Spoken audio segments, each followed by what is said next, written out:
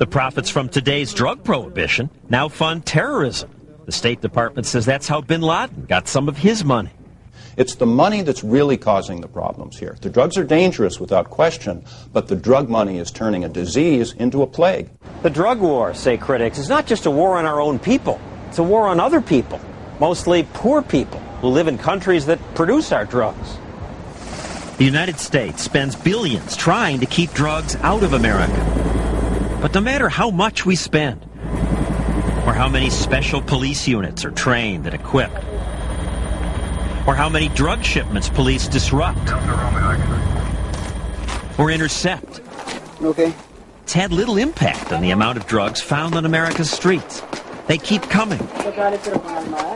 This videotape was made by an American drug buyer as he received a home delivery.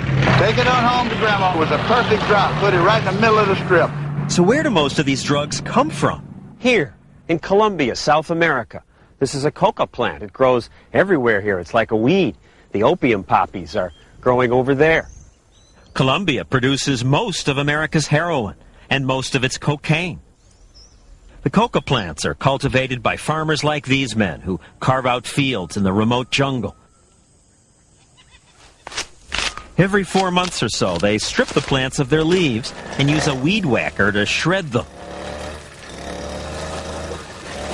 Then they squeeze a juice out of the leaves, which this farmer refined into coca powder. It took him about a third of a year to produce a pound of it. What will he get for that? It's worth approximately $2,200. They don't know exactly how much they'll get until they go by horseback or walk, sometimes for days in the jungle, until they get to remote marketplaces like this one. Growing coca and selling cocaine's illegal in Colombia, but here drug traffickers openly bid for the farmers' products. Rebel soldiers who control this area keep watch as the bartering begins. Weight and purity are checked. This bag of powder, once made into cocaine, will be worth about $250,000 on the streets of America. Now, these people know that some Americans may abuse their product. They know it's against the law. Why are you still growing coca? For me and any other peasant in the region, it's impossible to substitute what we make growing coca.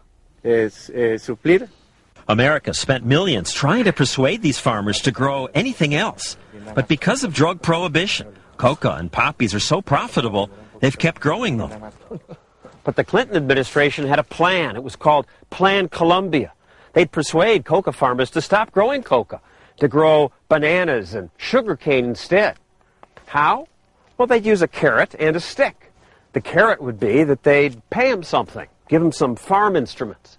The stick would be, if they didn't stop growing coca, we'd spray their fields. No me mueva.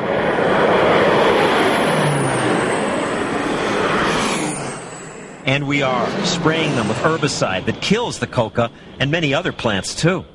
The peasants have come to hate the plains. Primeramente los helicópteros. First of all, it was the helicopters. Then it was the airplanes. Everything around us was wet. 2 days after that, the leaves started to fall off the plants. That convinced them to begin ripping up their coca plants and hope the plains won't spray again. They know that the stick is there and we are the carrot.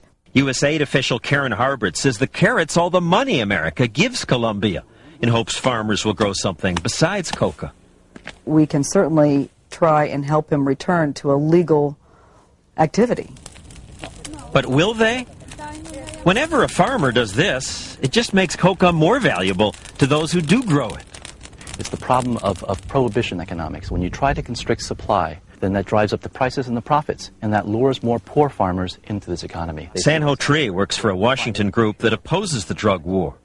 So we're talking about farmers who really have nothing left to lose. This is not a moral failing on their part. They're really up against the wall. And growing coca means the difference between being poor or starvation. And they're not going to watch their children starve. Even if they did obey the Americans and grew bananas or pineapples, how would they sell them? The road we took into the coca fields was one of the jungle's best. Most of the area is accessible only by mule or foot. The farmers can carry coca paste this way, but it's not practical to carry the bananas and pineapples we want them to grow. Coca is the only thing that provides what we need to support our families. So we will spray them again until they understand. Rand Beers, Undersecretary of State, says America is not going to sit back and let farmers grow coca, no matter how poor they are. An illegal activity is an illegal activity, and one doesn't get a special pass for being poor. They have to recognize that every effort to grow coca will be challenged by the government. Every work effort, every dollar, every pound of sweat that goes in to growing that coca may be lost. Even if the spraying isn't killing all the coca, it at least reduces the amount that flows to America.